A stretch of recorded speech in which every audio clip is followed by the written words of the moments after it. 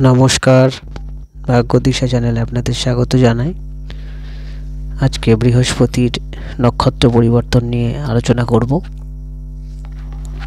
তবে আপনাদের জানাই, আপনারা যারা আমার সঙ্গে যোগাযোগ করতে চাইছেন, এই ভিডিও ডেসক্রিপশন বক্সে বা চ্যানেলের অ্যাবাউটে আমার সঙ্গে যোগাযোগ করার পূর্ণাঙ্গ বিবরণ, ফোন নাম্বার, অ্যাড্রেস আপনারা পাবেন। এবং অনলাইন বা অফলাইন দুইভাবেই আপনারা আমার সঙ্গে যোগাযোগ করতে পারেন। পৃথিবীর যে কোনো প্রান্ত থেকে ভিডিও কলিংয়ের মাধ্যমে আপনারা কনসালটেন্সি গ্রহণ করতে পারেন। এবং হাতে লেখা কুষ্টি যারা চাইছেন, সম্পূর্ণ হাতে লেখা, তারাও অর্ডার করতে পারেন বা আমার কাছে এসে সংগ্রহ করতে পারেন। আপনারা জানেন অনেকেই যে বৃহস্পতি মেষ রাশিতে অবস্থান করছে। 2023 সাল 31 ডিসেম্বর বক্রগতি ত্যাগ করে মার্গী গতিতে ফিরেছে দেবগুরু বৃহস্পতি। এবং অশ্বিনী নক্ষত্রে তার অবস্থান। ফেব্রুয়ারি মাসের 2 তারিখ শুক্রবার 2024 সালে অশ্বিনী নক্ষত্র ত্যাগ করে ভরণী নক্ষত্রে প্রবেশ করতে চলেছে বা করবে দেবগুরু বৃহস্পতি। এর আগেও কিছু মাস আগে বৃহস্পতি ভরণী নক্ষত্রে প্রবেশ করেছিল, সেখানে বক্রগতি প্রাপ্ত হয়, আবার সে ব্যাক করে অশ্বিনী নক্ষত্রে।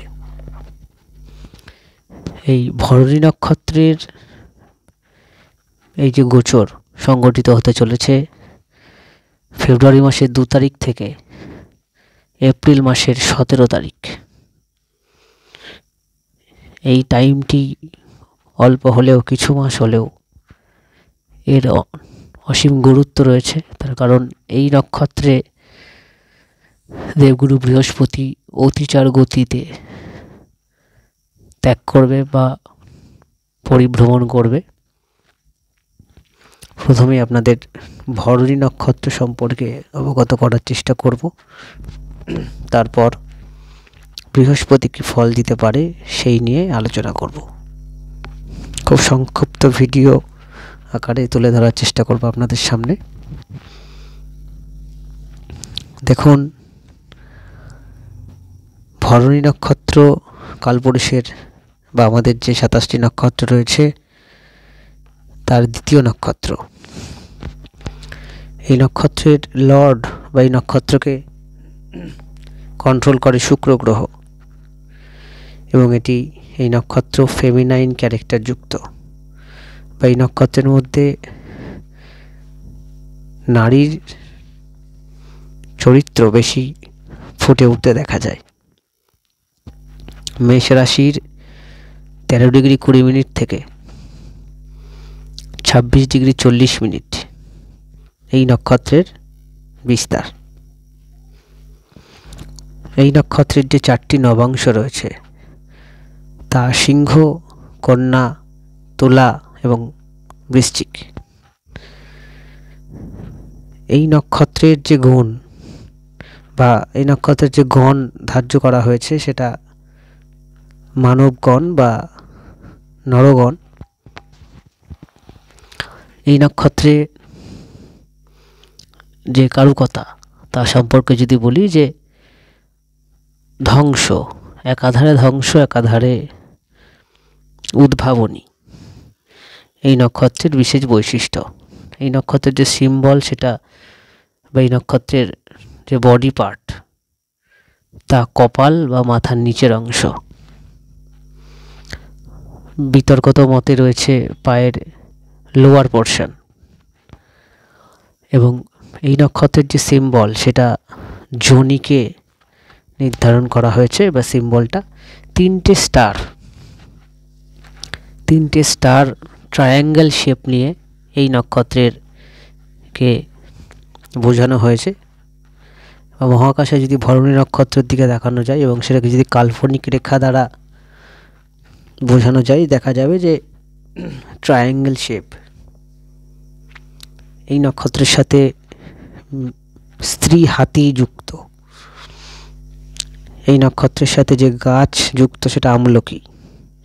আমরা জানি যে দেব ফল বা খুবই উপকারী আমলকি। এবং আমাদের যে 3টি দোষ রয়েছে, বাত পিত্ত কফ, এই 3টে দোষের মধ্যে বা 3টে, তার মধ্যে পিত্ত দোষ এই নক্ষত্রে বেশি রয়েছে। এই নক্ষত্রের সাথে কাক যুক্ত। কাক, আপনারা বুঝতেই পারছেন যে এই নক্ষত্রে যে দেবতা, অধিপতি দেবতা যাকে বলা হয়, সেটা হচ্ছে ধর্মরাজ বা যম। তাহলে বুঝতেই পারছেন যে কোথাও গিয়ে লয় হচ্ছে বা ধ্বংস হচ্ছে, বা কোথাও গিয়ে কোনো একটা নতুন সৃষ্টির যে শুরু, সেটা প্রকাশ পাচ্ছে এই নক্ষত্র থেকে। মূলত প্রায় 70% রাজসিক গুণ, প্রায় 30% কাছাকাছি তামসিক গুণ, এবং খুবই অল্প পরিমাণ, কিছু 0.something% সাত্ত্বিক গুণ এই নক্ষত্রের মধ্যে রয়েছে। যেহেতু শুক্রের নক্ষত্র, রাজসিক প্রবৃত্তি শুক্রের, এবং এই নক্ষত্রের মধ্যে প্রচুর ডিজায়ার বা প্রচুর উচ্চাকাঙ্ক্ষা এই নক্ষত্রে বিশেষ বৈশিষ্ট্য। এই নক্ষত্রে উদ্ভাবনী শক্তি বিশেষভাবে পরিলক্ষিত হতে দেখা যায়, বা ক্রিয়েটিভিটি পরিলক্ষিত হতে দেখা যায়। এই নক্ষত্রের দিকে যখন বৃহস্পতির মতো গ্রহ গোচর করবে, তখন বৃহস্পতিও কিন্তু নর্মাল যে সৃষ্টি, যে কোনো কিছুর সৃষ্টি, যে কোনো কিছুর অ্যাডিশন আমাদের জীবনে, সেটা বৃহস্পতির সাথে যুক্ত। যেহেতু এই নক্ষত্রের সাথে ফাইন্যান্স যুক্ত রয়েছে, এই নক্ষত্রের আর একটি বৈশিষ্ট্য হলো রিপ্রোডাক্টিভ অর্গানস এই নক্ষত্রের সাথে যুক্ত। সেটা যখন উদ্ভাবনী শক্তি, যে কোনো সৃষ্টি, তখন বৃহস্পতির মধ্যেও সেই গুণ রয়েছে। কারণ বৃহস্পতি যে অগ্নিতত্ত্ব, তারও কিন্তু প্রকাশ অনেকটাই হতে দেখা যায়। শুধু উদ্ভাবনী শক্তির জন্য অগ্নিতত্ত্ব বা হিটের প্রয়োজন হয়। শুধু এই নক্ষত্রে যখন বৃহস্পতি সঞ্চার করবে, তখন উদ্ভাবনী ক্ষমতা মানুষের মধ্যে অবশ্যই বৃদ্ধি পাবে। সমাজের বুকে যে ফসল বা উদ্ভাবন, নতুন কিছু, সব কিছুরই বিকাশ হতে বা বৃদ্ধি হতে দেখা যাবে। ফাইন্যান্সিয়াল সেক্টর, ক্রিয়েটিভিটি, এই সব কিছুই বিশেষ শুভ সময় রয়েছে এই গোচরকালে, যখন বৃহস্পতি যাবে। যাদের জন্মকালীন বৃহস্পতি সাথে ভরণী নক্ষত্র বা বৃহস্পতি যুক্ত, তাদের দশা অন্তর্দশা যদি বর্তমানে ভালো থাকে, তারা কিন্তু বিশেষ শুভ ফল এই সময়, এই যে সময়টার যেটা বললাম, ফেব্রুয়ারি মাসের 2 তারিখ থেকে এপ্রিল মাসের 17 তারিখ, তারা বিশেষ শুভ ফল কিন্তু পাবে। আরেকটি বিষয় বলবো যে এই নক্ষত্রে বৃহস্পতির গোচরের সময় মানুষের মধ্যে যে, সমাজের মধ্যে যে বাজার অর্থনীতির যে ফ্লো, সেটা অনেকটাই বৃদ্ধি পাবে। শেয়ার মার্কেট চাঙ্গা হবে।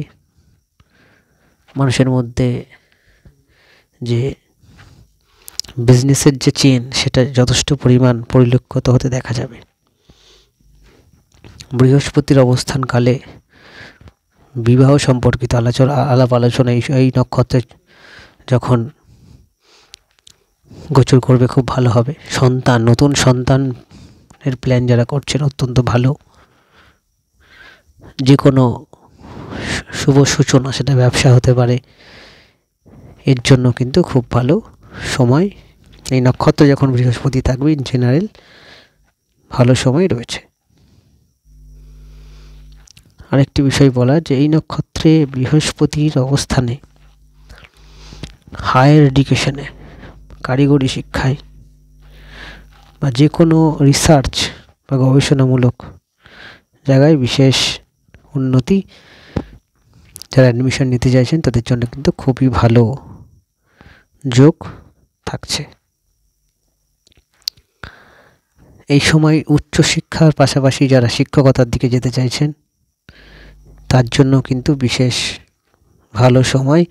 এই নক্ষত্রে যখন বৃহস্পতি গোচর করবে এর জন্য ভালো। যাদের ব্যক্তিগত জন্মছকে শুক্রের মহাদশা বা বৃহস্পতির মহাদশা, তার সঙ্গে শুক্র বা বৃহস্পতির অন্তর্দশা এরকম চলছে এবং জন্মছকে বর্তমানে ফল দেওয়ার মতো অবস্থা রয়েছে, দেখবেন আপনাদের ক্রিয়েটিভিটি, আপনাদের যে কোনো স্টার্টিং, আপনাদের দাম্পত্য সুখ, সন্তান, চাকরি ক্ষেত্রে, সব ক্ষেত্রে কিন্তু পজিটিভিটির একটা বিশেষ যোগ রয়েছে। তবে এই সময় যাদের লিভারের সমস্যা, কিডনির সমস্যা, তারা কিন্তু যদি তো খারাপ দশা অন্তর্দশায় থাকেন, এই সময় আপনাদের শারীরিক অসুস্থতার বিশেষ যোগ থাকছে। এই দিকটা আপনাদের বিশেষভাবে নজর দিতে হবে। ইঞ্জিনিয়ারের বলা যেতে পারে যে ভরণী নক্ষত্রে বৃহস্পতির গোচর আমাদের সোসাইটিতে যে অর্থনীতির চেন, ফাইন্যান্সিয়াল সেক্টর, ক্রিয়েটিভিটি, শিক্ষা সব দিকে বিশেষ ডেভেলপমেন্টের যোগ রয়েছে। এবং আপনারা অবশ্যই অন্যান্য ট্রানজিট, সাপ্তাহিক রাশিফল, মাসিক রাশিফল, দৈনিক রাশিফল দেখতে থাকুন। এবং যারা আমার সঙ্গে যোগাযোগ করতে চাইছেন অনলাইন এবং অফলাইন দুইভাবেই যোগাযোগ করতে পারেন। আপনাদের অসংখ্য ধন্যবাদ জানাই ভিডিওটি দেখার জন্য।